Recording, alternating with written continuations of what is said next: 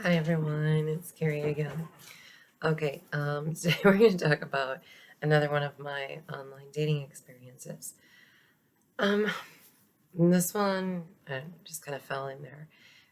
When I met this guy, we had agreed to meet kind of as a hookup. So this wasn't really supposed to be a relationship, but the potential was always there. We were just going to wait and see what happened, but we knew the first time we got together it was supposed to be for a hookup, and met him.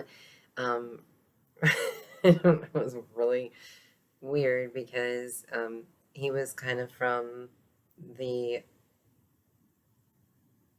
area where me and my first husband lived.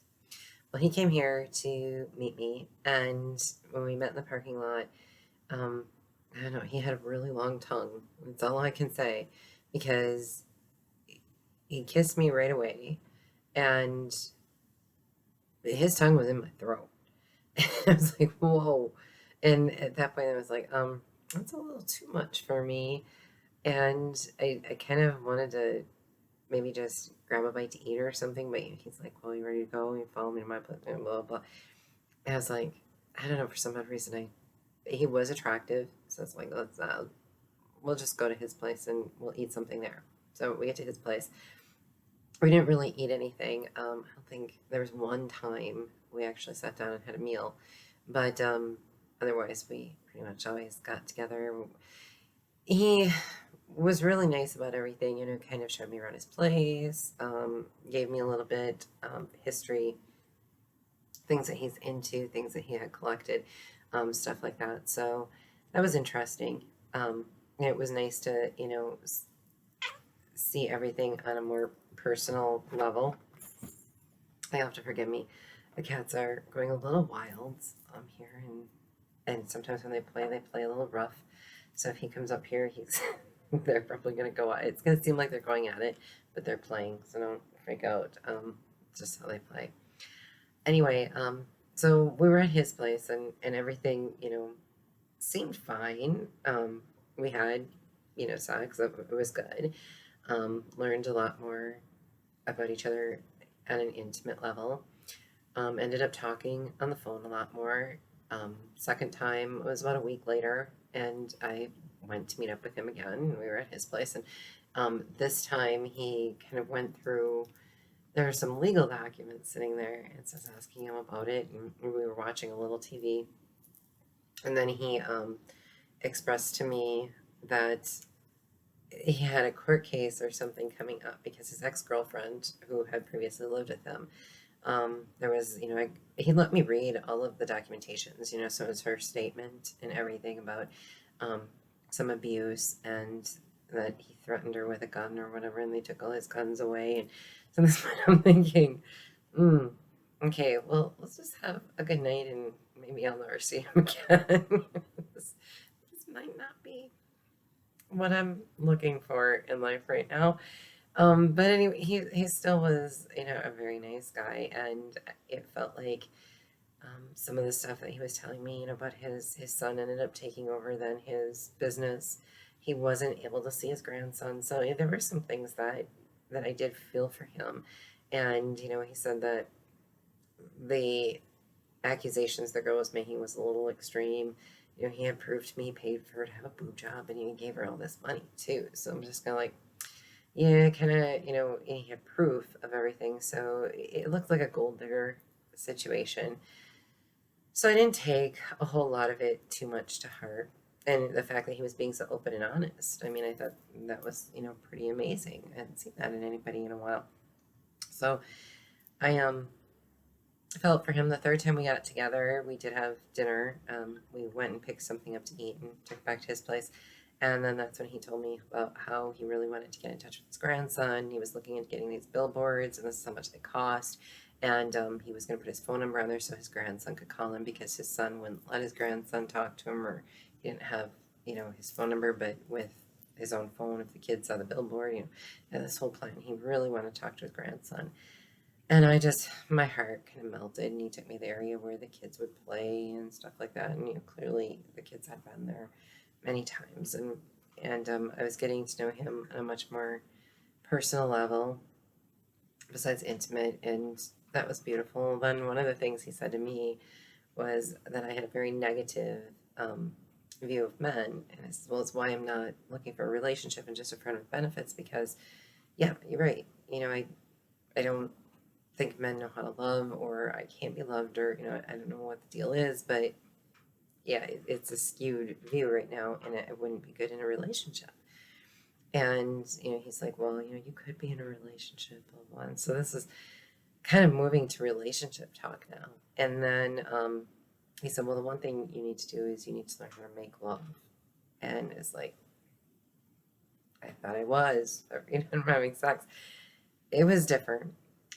He basically, had me lay there, and normally, I'll shut my eyes and stuff when I'm having sex.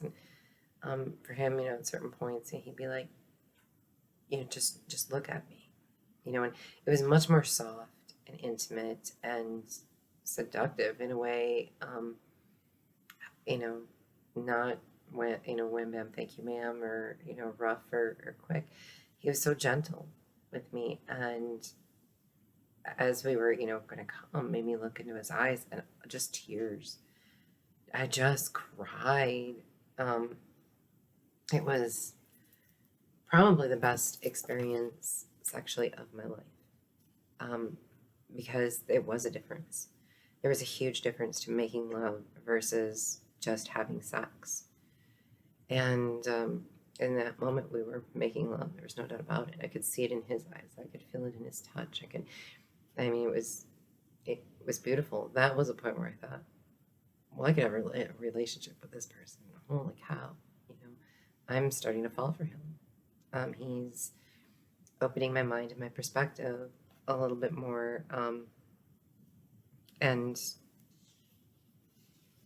I really wanted to kind of see where things would go, actually, at that point. Fourth date, however, we get together. Everything's kind of different. How to put this? He sits down. Well, he needs this money for these billboards, right? And he sits down and he tells me he has this plan to make some extra income. I'm like, well, what is it? And he's basically like semi-retired, but working part-time, for his son, and, different stuff like that. And his way to make extra income is, he goes, well, you see, you're really good in the bedroom. You could make a lot of money, right? What? Yes, men would pay to have sex with you. I don't know, never crossed my mind. What do you propose? I'm like, at this point, I'm just intrigued at where this is going.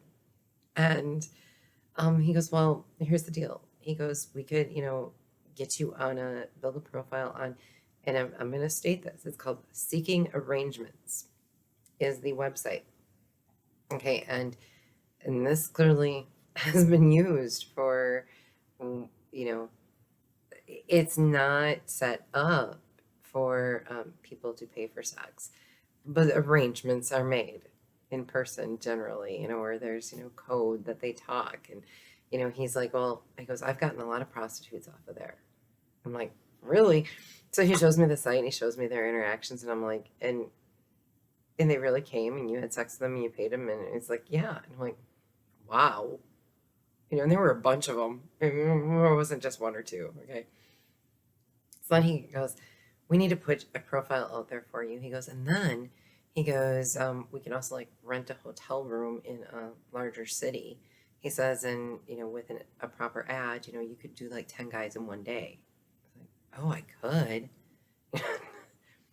I'm not taking this seriously, mind you, at this point. I'm like, it's not, no way is this happening, right? But I am so intrigued that somebody sat down and was so concerned about me and my future and how I could help make them money. They came up with this plan and actually introduced it to me. It's like, oh, I'm gonna I want to see it, where this is going. I'm like, wow, I didn't know that, and I played naive and stupid. And he goes, yes, let's do the website. Let's get you on there. I'm like, I just want to see this, site. So we do the sign up thing, and I'm thinking, well, I can just get off of it. I mean, I don't have to do anything, with anybody, and it's my profile, whatever. I'll get rid of it. Well, there was a part where I realized, oh, I could skip that, and it probably will deny my profile, or I could say there's a problem. So when he wasn't looking, there was a part that I skipped, and then sure enough, we got a denial. Couldn't do the profile because of blah blah blah blah. And I said, oh, I don't know. It's just so frustrating, So I act like I'm just like super stupid about making profiles, right? And so we kind of get that brushed aside. And I says, oh, well, look at it later, or whatever. I'll see what's wrong with it. Never ended up on there, thank God. But then he was going on and on about this. He goes, well, you have a lot of guys that contact you, on these sites and stuff, and they got to be looking for booty calls. Why don't you proposition them for sex? And I'm like, well, yeah, I could probably do that. No problem. No biggie, right? I do this every day. No, I don't. And he goes, well, we'll do an 80-20 split. I'm sitting here thinking, I'm lining up guys, I'm doing all the work, and you're just coming for 20%? Like, what for? And how would you even know, what I'm doing? So I'm just like, this is the dumbest thing ever. I can't believe, I'm hiding my feelings. Okay, so I'm going with this, though. So we have sex, and I leave, and I go, I'm never going to see this guy again, ever. That was horrible. I can't believe he even said that. So then anyway, he calls me, and I says, I'm about getting together, and I says, oh, I'm sorry, I can't. I already have my first client. I know. This is my excuse. He goes, you do? And I says, yeah, I run it past a few guys. I says, and they're good with it and stuff. So this guy's coming over tonight and stuff. I was like, oh, okay, well, let me know how it goes. Says, absolutely. Send me some pictures. Sure. So anyway, I meet this guy, and this guy is unbelievable. Kind of like slow in a way, but anyway, I'm like, he's attractive, and whatever. We'll have sex. We have sex, and I'm not gonna go into too much detail, but I never wanted to see him again because he was so big. I was like, well, you can take that home. Okay, I don't know what kind of Miracle Grow you put on that thing. It ain't going anywhere near me again. And, so anyway, and because it was so much, I did take a picture. I'm like, that's amazing. I didn't know they came in that size. I really didn't. He did let me take the picture. So, and so then when I send the picture to this other guy, so well, great to have this picture, and he goes, I'll be right over. He was in town, so he does stop over right after this guy leaves. And the funny part about this guy leaving is he goes, well, because I feel kind of bad, we didn't have dinner or anything. And I says, so you feel that bad? I says, just leave $40 on the table and I'll get myself some food. And he was almost going to do it. And then he goes, well, isn't that, I said, I'm kidding. Dude, I'm kidding. No, because then it's going to look like you're paying for sex. And no, we're not doing that. Like, it's a joke. Anyway, so he leaves, right? And all of a sudden I'm thinking, what's with men and sex and money? I'm like, this is crazy. And that this is all happening at the same time, right? That this guy doesn't even take this as a joke. And so then I'm like, okay, he leaves, and the other guy ends up showing up about half an hour later, and it brings a money jar for me to collect money in. And at this point, I've told him, basically, oh, I'm booked all week, I can't see you, sorry. Not really, but I mean, that was my excuse. Oh, I'm making bank now. So he goes and leaves me these money jars, and he's got this big old plan and how we're gonna do all of this and make all this money. And finally I go to him, I said, well, here's the deal. I'm lining them up. I'm my own security. It's not like you're around to protect me or anything. I says, I don't understand why I'd be paying you 20%. I said, I think I'm gonna go solo. I think I'm gonna do this on my own. He's like, oh, really? And I go, yeah. I said, but wait a minute. I had told him that this guy paid $100, right? So his 20% would be $20. And I thought, this guy is this desperate for money. He needs this $20 more than I do. So I did take $20 out of my purse. I gave it to him. I was like, dude, you can have it. Because here's the deal. This business proposal thing you got cooking up is, you can trash that, okay? It's not happening. And so he took the $20. He goes, well, as he leaves, good luck with your business. I'll do well. Don't worry about me. And later, I don't know. I couldn't even imagine a man paying me for sex. I don't think it's good enough. I mean, it feels so cheap and horrible. No, that would, it would never happen. Even if a guy tries to take me out to dinner, I pay my 50%. So it's not like he's buying sex or anything. I mean, I'm a 50-50 girl, so it's, I've never had that or felt that way, or I couldn't sell it. It doesn't make it fun anymore. It doesn't make it enjoyable anymore, to me, at least mentally. I think that would be the big thing. It can't be a job. It's got to be fun. I don't know. I just never thought anyone would actually think. I have been told many times when I've gone to strip clubs that I should be a stripper. And actually that just happened back in August. I took somebody from out of town to the strip club right basically across the street. Well, it's not right across the street, but it's close enough. And the owner even, the bouncer, a couple of guys sitting there, and the owner go, you should be a stripper. You make it good. No, I shouldn't. Okay, no. That is not what, when I was younger, I would have considered it. No, I should not be a stripper. I don't want to be a stripper at all. So, yeah, I certainly wouldn't think about being a prostitute. That's just not, it's not my thing. Plus, I don't think Jesus would approve. Okay, so I have to watch my P's and Q's here. I'm getting pretty close to the end, so I don't think he's gonna approve of that. But a few weeks, maybe a month after that, I get a phone call, and I miss the call, and I don't get back to him for about a week, and I call him back, and his big thing is, well, he goes, I was going to ask you to move in with me, and you missed it, and now I've changed my mind, and blah, blah, blah. And I go, too bad, so sad. Why would I have moved in with him? I don't know. Before the Pimp proposal, that had been a discussion is if, we were to pursue the relationship, who would move? And I was like, well, you have a home, I don't. But it wasn't a serious conversation. So I rent, you have a home, my job's, work at home, so I can go anywhere. Odds are it would be with you. We weren't serious about moving in together, but it's always when you're in a relationship, it's kind of like, how is this going to work? Is this going to be anything long term that could work out?